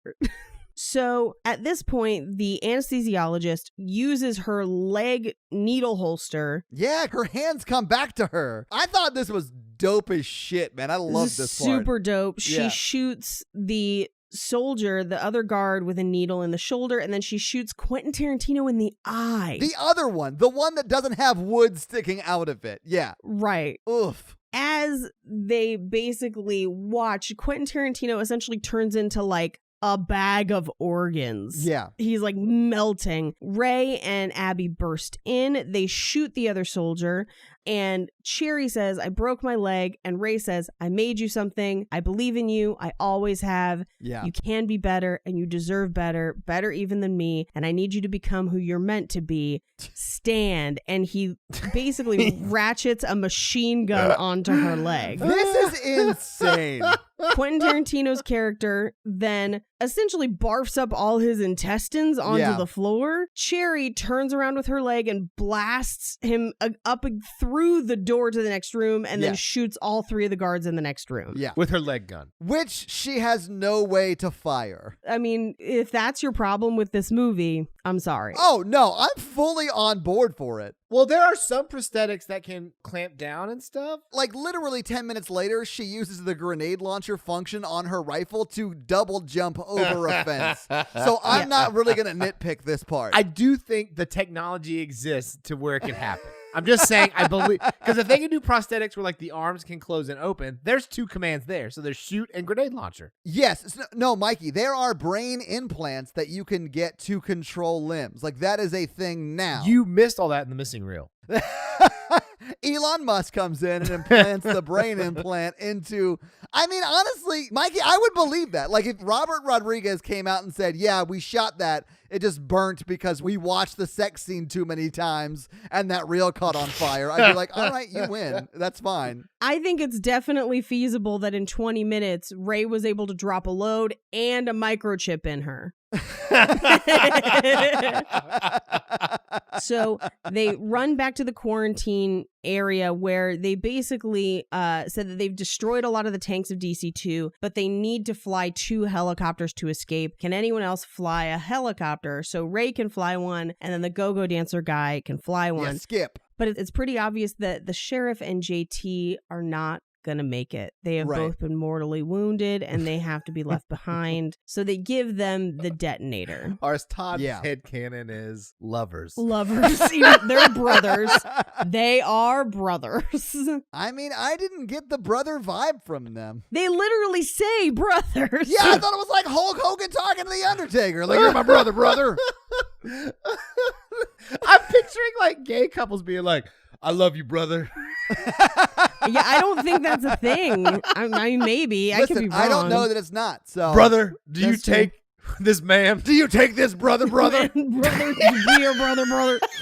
Brother, I promise to honor and obey you. Brother. Do you take this jabroni to be your lawfully wedded husband? So they climb onto the motorcycle. Oh, I love them getting on the motorcycle because he's like, Cherry, get on. No, the other way. The other way. And then she mounts him like they were having sex. No, the other way. The other way. No. The other way. Yeah. The motorcycle screams out into the courtyard with Cherry firing from the back. It's one of the coolest shots in the movie. Yeah, it is very cool. Yeah. It's so cool. They fight their way to the helicopters, and the helicopters are on the other side of a wall. So they basically have to get around the wall and kill all the soldiers on the other side. Soldiers and zombies. I got kind of confused in the whole base stuff. It's a little bit of column A, a little bit of column zombie. Yeah. So Abby decides he's going to try and find a safer way around. He tells him to wait here, that they're the key to the antidote, and he has to finish his research. He walks around the wall and literally 2 steps later is instantly dead. Yeah, his head explodes for seemingly no reason. Cleaved in half, yes. I would say. Yes. But like you never get an indication of what caused that to happen. No, but the next line is my favorite line because it's like, is anyone else like a biochemist? Yes, I don't suppose there are any other biochemical engineers around. Yeah, and I don't know her name, and I feel bad calling her Bobo Heather Graham, but she looks like Heather Graham to me. Yes. She does a great job. I think she's hilarious. So we cut into the quarantine cell where JT and his brother, the sheriff, are basically dying. And as the sheriff is dying, he's like, you better tell me that recipe. We'll split the rent. We could build a new place where the old one was. And then JT starts telling him the recipe, allegedly, where he's like, start at 250 degrees, 12 pounds over 12 hours. I love how his boyfriend/brother takes out a notepad and starts writing it down. Right. Like he's not also going to be dead here in 3 minutes when they blow up the building. Just remember that you got to take this to your grave. And he's like, I can pretty much guarantee that. And his brother, the sheriff, dies, and then JT laughs and hits the detonator. Yeah. Now, which honestly, I loved that part because it reminds me so much of The Notebook. Yeah. A little bit. Do you think he gave him the actual recipe? No. I don't think so either. I think that's why he laughs. So, Paige, if they're actual brothers, absolutely not. Yeah. No. So they trigger the detonation, which causes a lot of explosions, which kind of clear a path for them. Yeah. And Ray tells Cherry, it's all you. She runs across the shower of explosives. She uses a rocket launcher on her gun to propel her over the wall and then extends her leg forward to shoot another rocket into the crowd of soldiers. Yeah, we've gone full Patreonicals at this point. Yeah, she lands and bathes them in a wave of bullets. Yes. All while doing go-go dance moves. Someone tries to fire a missile at her. This is where she does the back bend and it goes underneath her. It's basically this is the price of admission right here. Like This is what you paid to see. As she's doing it, Ray is giving her backup, but Ray gets shot. We cut to the anesthesiologist they're trying to fill up both helicopters. Yeah. She runs to the second helicopters, not knowing that Ray has been shot. And her husband is somehow miraculously in this helicopter. He just shows up everywhere. And she says, I lied. I did want to hurt you. And he says, well, it's my turn. And then Earl to the rescue. Her dad shoots him dead and says, I never liked him. Yeah. And then she says, no more dead bodies for daddy tonight. Yeah. Which would make sense if the kid was still alive. It would. Her dad, Earl, says, I never liked him. He was useless as a pecker on a pope, which is a banana saying.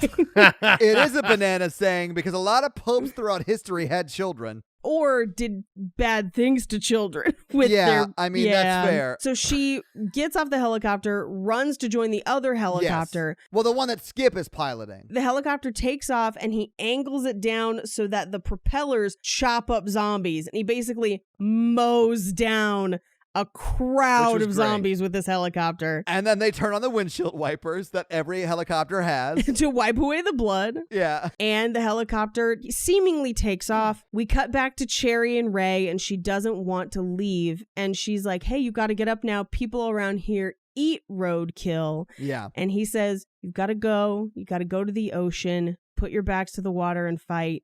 I'm not leaving you. And she's like, but it's 2 against the world. Okay, so I was at Starbucks watching this movie, and it wasn't like packed, but there were probably like 8 people working, and then 2 other people working around me. So it was probably like 12, 11 people there, and I fully laughed out loud when he touched her stomach and said, it still is 2 against the world. I never miss. I lost my mind. I literally laughed, looked at the person next to me, who was a middle-aged woman who was not happy with the fact that I was watching what she, I'm sure, thought was a porn. The strangest porn ever. Yeah. So she looks at me. I look away quickly, and then just continue laughing while Ray is telling her about this. It was insane. Oh my God, it was so funny. Yeah. He says, "You'll find your way," and he dies.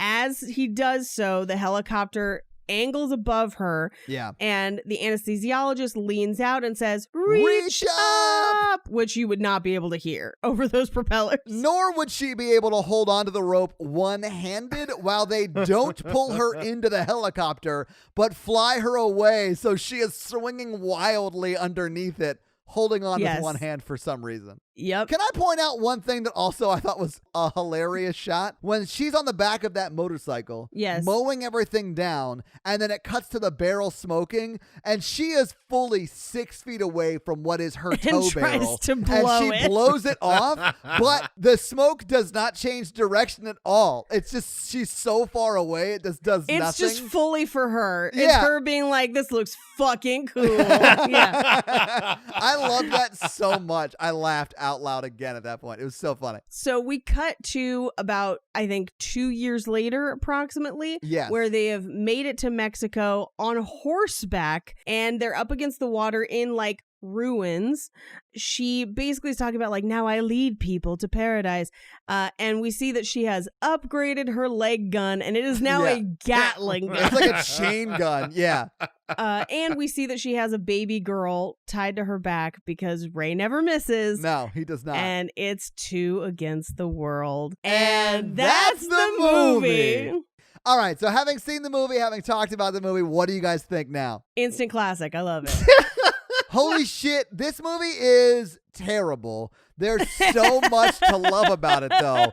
Like, it is so bad. And I think it's one of those movies that is so bad it's good because it was trying to be a so bad it's good movie, and they executed that premise flawlessly. Right, which is tricky because sometimes when you have a movie that's trying to be so bad it's good, it just ends up being bad. Like, it is a very difficult line to walk. It is. And I think this movie succeeds. I think this movie is so bad it's good. Yes. And I love it. I love it. Mikey, what do you think? Oh, I'm the same boat. I thought it was really, really funny. And I mean, I really liked it. It was good. This is like the quintessential Mikey movie in my mind. I don't know. Mikey movies. I have a little bit more of a refined taste. I'm sorry. I'm sorry. I think it was trying a little too hard to be a Mikey movie. I'm sorry. Is the man who made us watch House 2 and Return of the Living Dead gonna sit here and argue that this movie is not up to Mikey movie standards? Go fuck yourself, sir. Yeah. They tried to make a Mikey movie. Most Mikey movies are accidental. I will admit that most Mikey movies are mistakes. Just end of sentence. Yeah. I mean, I like this movie a lot, but I think what makes Mikey movies good is that they don't mean to make movies like that. No, they are earnestly trying to make a good movie and missed that mark by a mile. I don't think Return of the Living Dead was supposed to be an Oscar winner. Like, I'm pretty sure they knew what they were making with the split dogs and shit. And a striptease in the middle of the movie. Yeah. Yeah. You're right. So yeah, it's a Mikey movie. Yeah. It's a Mikey movie. I can see the point. Oh, well, Paige, do you have some fun facts for us? I do. I have a personal fun fact. Well, hit us with those fun facts. Fun facts. The year this came out, I went as Cherry Darling for Halloween and built a machine gun leg. Like, it was part of a boot that I could wear. And then I had actual AK-47 rounds. Like a bandolier? Yeah, they were expired rounds, but I used them to like strap the leg on and stuff. Oh my God. What happened was, at the end of the night, I went to go get a frozen pizza from the grocery store because I was going to go home and watch a horror movie and call it a night for Halloween. And I worried because the gun was like black. Like, it was not a fake look. It looked real. Right. And I was worried that they thought I was going to be carrying an actual gun into a grocery store. So I took it off and I took the bullet bandoliers that were holding it on and just dropped them into my purse. And because they were expired rounds, they didn't weigh anything. Yeah. Fast forward, 2 weeks later is my birthday. And my parents are like,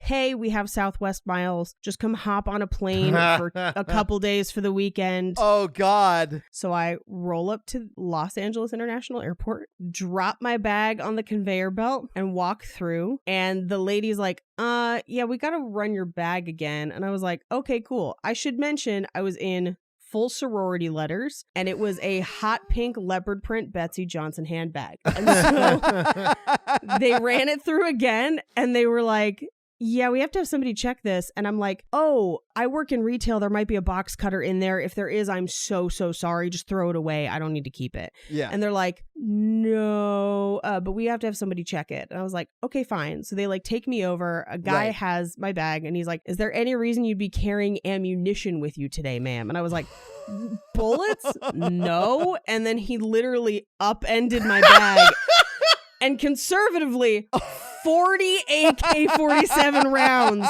clattered onto like where he was inspecting my bag. And at first they were like, he's like, as long as you leave them with us, you can go. And I was like, oh, thank God.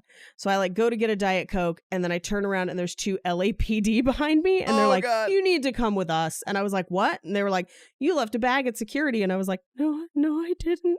I have all my stuff. And they dragged me back to security and temporarily detained me until the police captain came. They took everything out of my purse and put it in evidence bags, which, like, I don't know if you've ever looked in somebody's purse, but it's like gum, receipts, tampons, each in its own bag. And the captain came down and he was like, oh, these are just expired rounds. This looks really cool. And nobody had seen the movie. So when they were like, who were you for Halloween? Like, what is this about? I was like, Cherry Darling. They're like, we don't know what that is. So they give me back my stuff finally, but they literally, I have a purse full of evidence bags. I'm the last person to get on the plane. They at no point let me call my family or anything. And it's only a 45-minute flight. So like my parents have no idea what has happened. I get on the plane. I proceed to get wildly drunk. And I mean trashed because I'm like, I just escaped a cavity search. They thought I was a terrorist. Oh my God. I land drunk and crying, and my mom is like, what happened? I tell her, and then they have laughed at me for conservatively 10 years. That's my personal fun fact about this movie. That's amazing. And then I was on a watch list for about 6 years where almost every single time I flew, I would have to be searched. That's hilarious. That's insane. It was wild. So, on to some other fun facts. The opening song of the movie is one of Robert Rodriguez's favorites. He wrote the song about 2 years before they started filming the movie, and he would play it while he was writing the movie. Oh, weird. Yeah, that like, that it like really bangs. But he felt like that was the vibe of the movie. As far as the motorcycle jacket, that is Robert Rodriguez's jacket. Really? Yeah, because the movie was so low budget, they ended up raiding their own wardrobe. So she's wearing his jacket, and Freddie Rodriguez, who plays Ray, is wearing his own clothes also in the movie. So Bruce Willis was actually one of the last people to shoot his scenes on Planet Terror, and it was because he had enjoyed working with Robert Rodriguez on Sin City so much. And he told him that anytime, anywhere, I'll come make something with you. So Robert Rodriguez didn't think that was going to happen, called him on a whim. And then Bruce Willis was like, yeah, I'll come for sure. And he showed up, shot for 2 days. Tarantino visited the set while it was happening just to kind of say hi because they were filming the movies at the same time. Yeah. And he was like, what the fuck is Bruce Willis doing here? Like, how'd you get Bruce? We don't have the budget for that. That's cheating. How did you do that? Tony, the kid Tony, is actually played by Rebel Rodriguez, one of Robert Rodriguez's sons. Oh, yeah? Oh. Yes. And the line, I'm gonna eat your brain and gain your knowledge, is in the movie because it's something Rebel had said once while playing with his own action figures at home. And his dad thought it was so weird, he put it in the movie. Rebel is now much older, so I don't know if this is still true. But Rebel shot all of his scenes within a day or two, allegedly did not know he died in the movie because he wasn't allowed to watch it. Yeah. like he's a kid. And so I'm assuming at this point now he has probably seen the movie. Oh, I'm sure, yeah. But for a solid decade after this movie came out, he didn't know he had died in the movie. He had no idea how it had ended or what had happened. Robert Rodriguez cast Freddy Rodriguez, who plays Ray in the movie, and he told him that he wanted somebody kind of unassuming and not very threatening looking in the role. Freddy Rodriguez is only 5'6". Yeah. And Robert Rodriguez basically said, I'm not going to shoot you very tall in this movie. Until about midway through the movie, they start angling the camera up to make him look taller and taller, and his action scenes get more involved. Yes. And super cool. And by the end of the movie, you don't realize that he is significantly shorter than everyone else in the film. That's fun. So that's done on purpose, where they like cast him kind of smaller, so he's kind of diminutive, and then he becomes this kind of big thing. That's very cool. The doctor who has the scenes with Josh Brolin, actually Robert Rodriguez's real doctor. Oh my God. The one that's the like Andy Richter doctor. And some of the images on the monitor are from actual patients with the type of wounds that they used to like base the, makeup design on. And they're of actual patients, including one man who severed his own penis and then allowed the wound to get infected. Oh. Speaking of special effects, obviously I mentioned Tom Savini is in the movie, and at one point he gets drawn and quartered in the raid, and he helped design the effect that drawed and quartered his body. That's awesome. The prop people mistakenly put out real needles instead of retractable ones. Oh God. For the scene. Yeah, for the scene. And I know we've called her the anesthesiologist the whole time. Her name is Dakota. They just never use it pretty much the whole movie. For the scene where she gives Joe, the guy with the bite on his arm, shots. So she ended up accidentally pricking him 3 times. Oh my God. And luckily there was a medic on set who came over and basically says, well, actually you hit the veins and they were clean and sterilized, so you're good.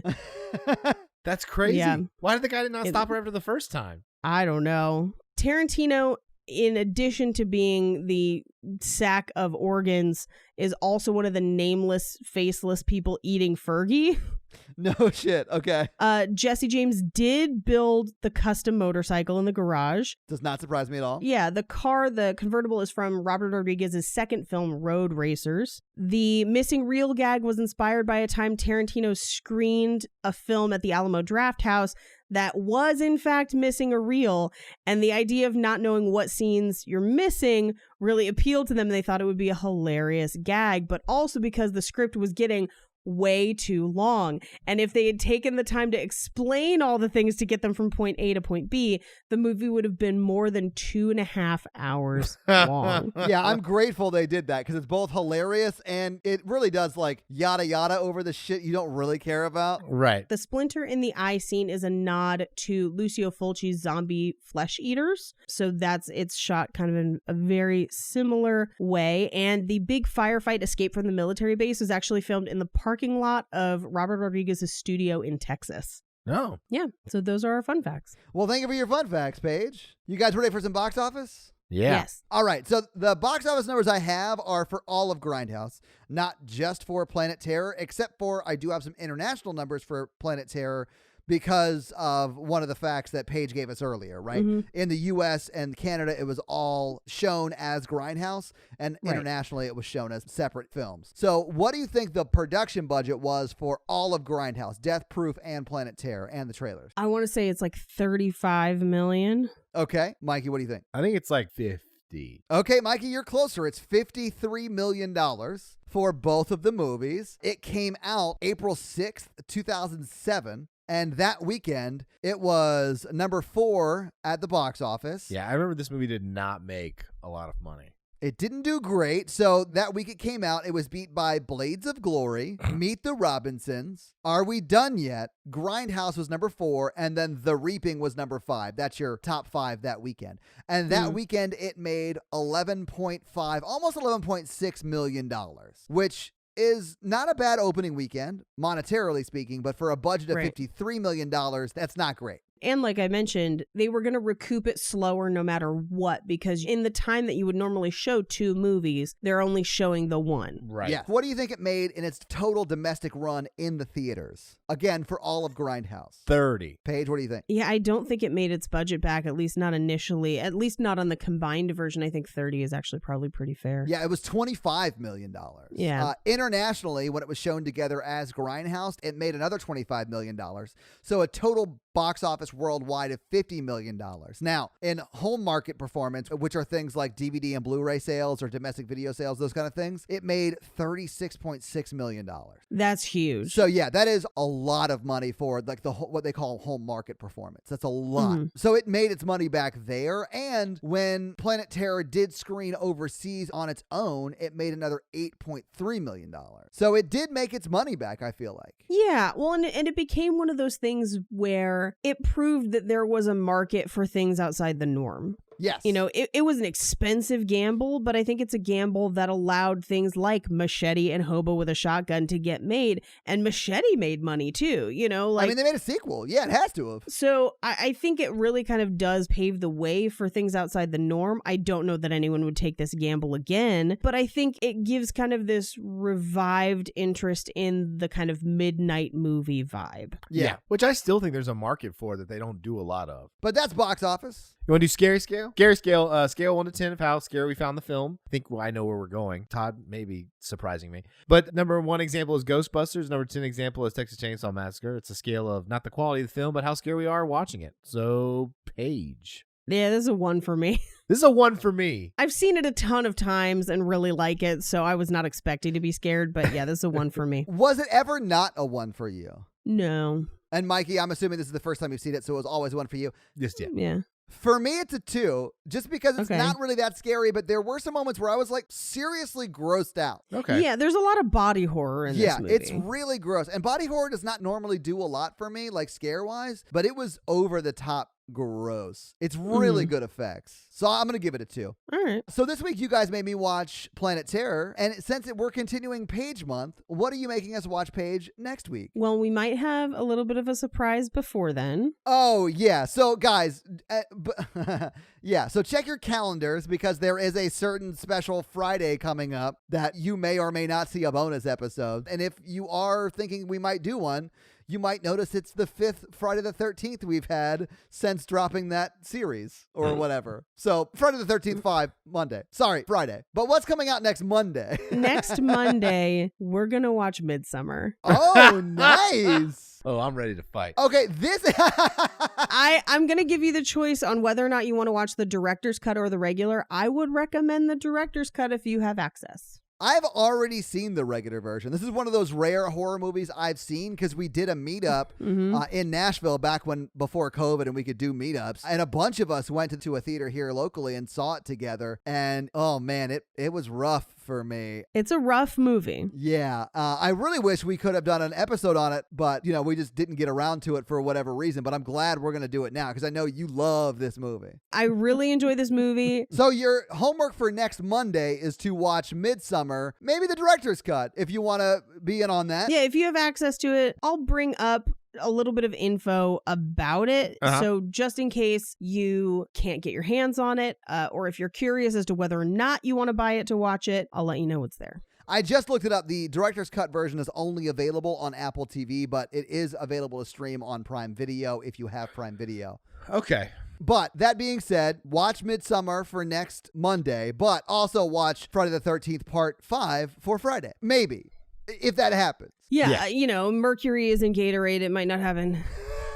So, Mikey, do you have a review for us to read? So many. Yeah, we've been getting a lot of reviews. You guys have been amazing with that. But if you want Mikey to read your review, simply go to the podcast app on Apple and leave us a 5-star review, and Mikey will read it on the podcast. So, Mikey, you got a review for us to read? I do. Nice. This one's from This Wasn't Taken. Oh, the name? I love when people do stuff like that. Yeah. And the title of the review is, I'm not good at titles, but this one...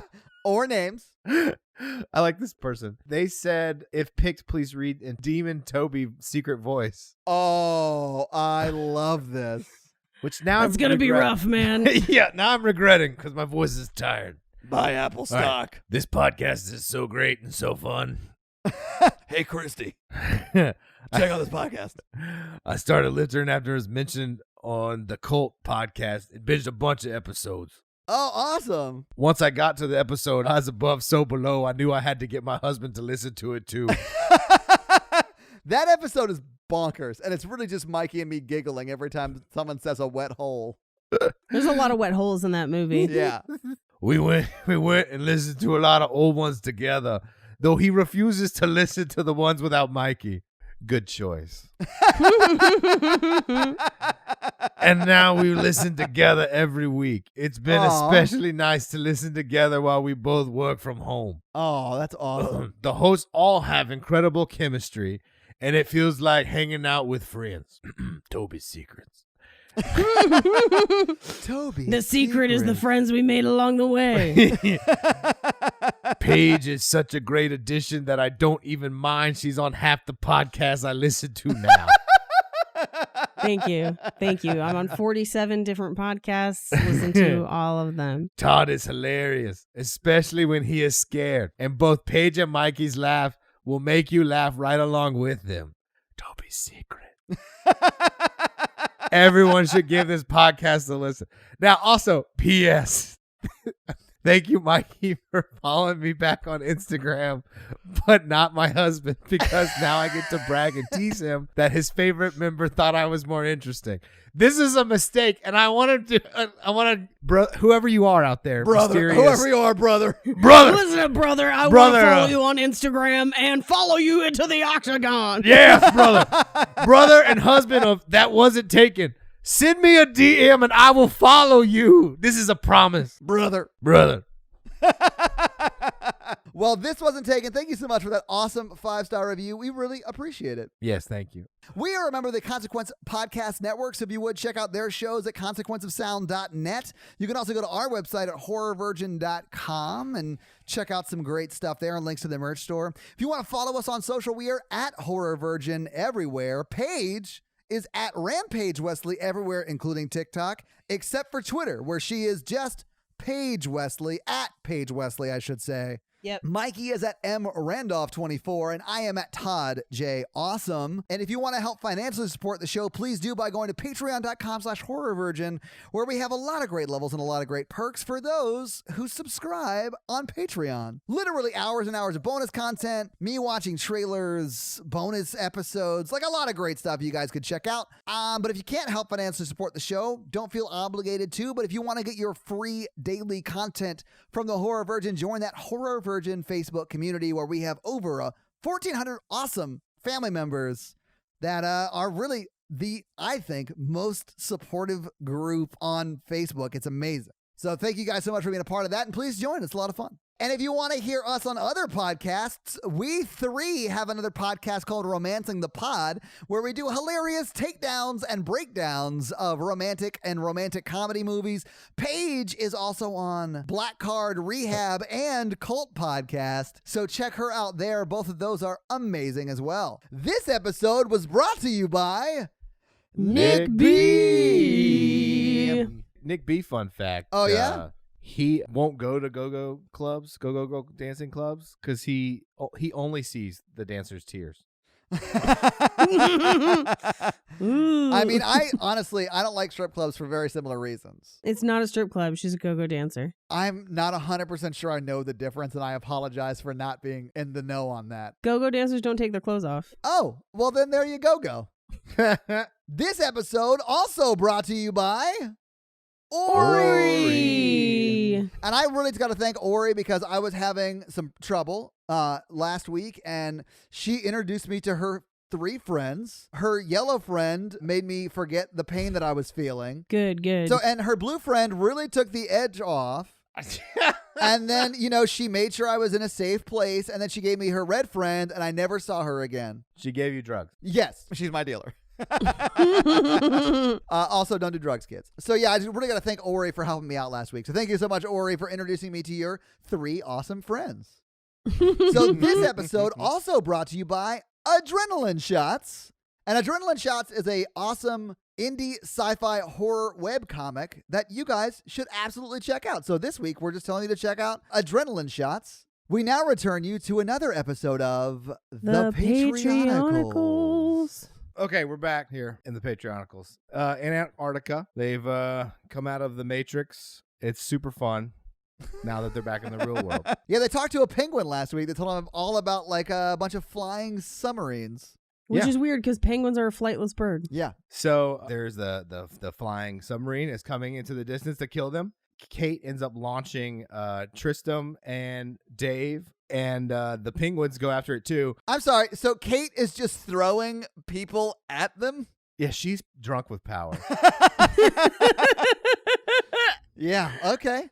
Well, Tristram's a robot. He's a killer robot that they built. I mean, that actually does sort of make sense, but the other two aren't, right? Well, Dave can die and come back to life over and over again. Well, right. So what you're saying is the only person who's in danger here are the penguins she's throwing at them. Yeah, I mean, there's a lot of useless penguin death, and I don't know if we thought about that.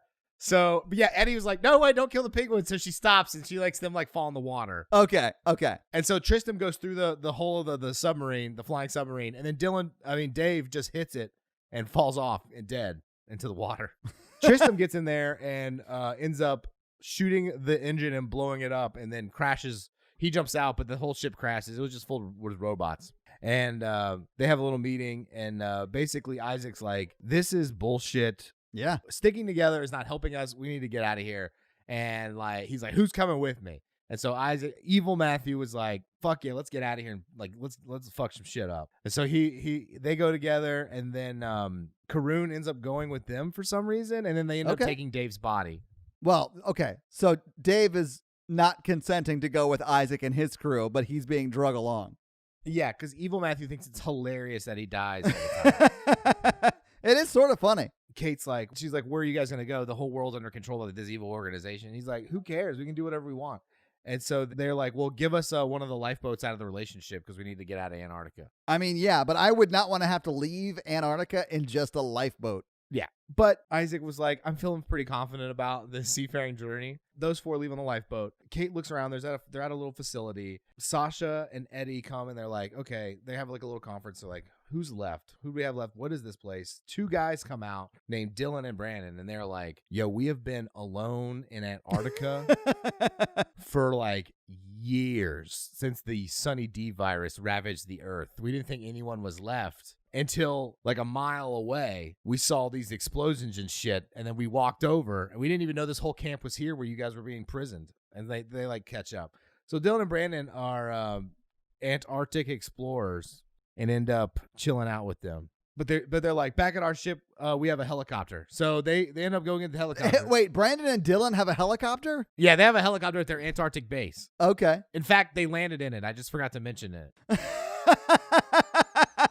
So when you said Brandon and Dylan walk over to them, what you meant was after they landed their helicopter and got out of it. Yeah, exactly. Yeah, that makes sense. Thanks for catching up. Yeah. And they're like, we're adventurers. And Kate was like, well, we have a cyborg named Tristan. We can modify the helicopter to get out of Antarctica. And she's like, well, let's take our time. We have food here. The whole world is under control of all this organization. He's like, I know none of the cities that answer my radio calls are acting normal. So we just we don't pretend that anything's there.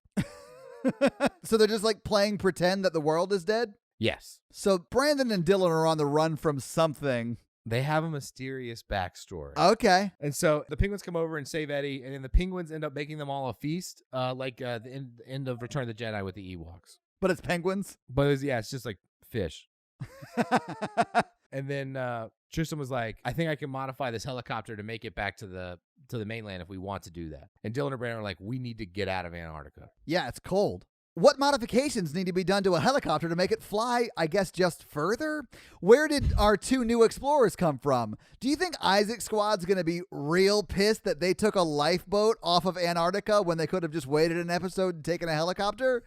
Find out next week on another episode of The Patreonicals. So that's going to be it for us this week, guys. I'm Paige. And I'm Mikey. And I'm your horror virgin Todd, guys. Keep it spooky. Have Keep it an spooky. Amazing week.